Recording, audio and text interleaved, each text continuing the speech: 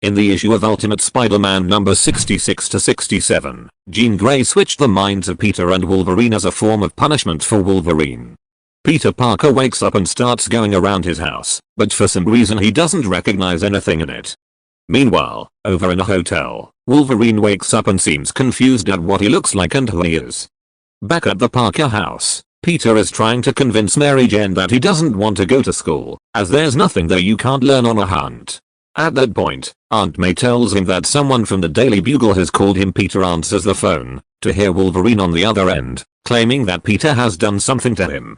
It turns out that both Wolverine and Peter Parker have swapped bodies. Peter, in Wolverine's body, convinces Wolverine, in Peter's body, to go to school and meet him there. At school, Wolverine is cutting class when he is found by Peter, who tells him to go to class otherwise he'll be expelled.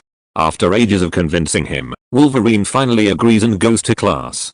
45 minutes later, Peter is waiting outside the school for Wolverine, who said he'd leave once the attendance was taken. All of a sudden Peter notices a car chase nearby, and quickly runs there.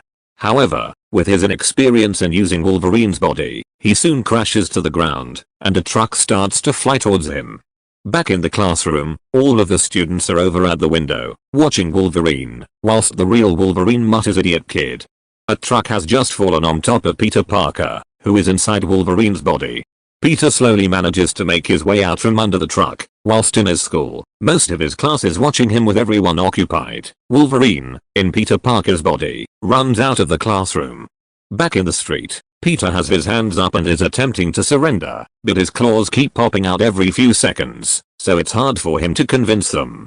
Eventually he just runs away, but the police take him down with a taser. As he is put into a police car, Peter tells Wolverine to put on his Spider-Man costume.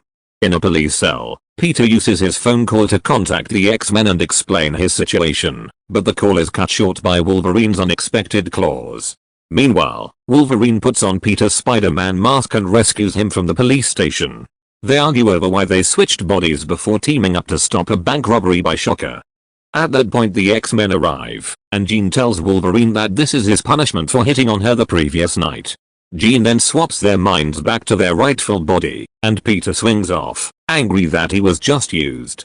Back at the Parker house, Peter explains why he was acting the way he did that morning, and Mary Jane forgives him.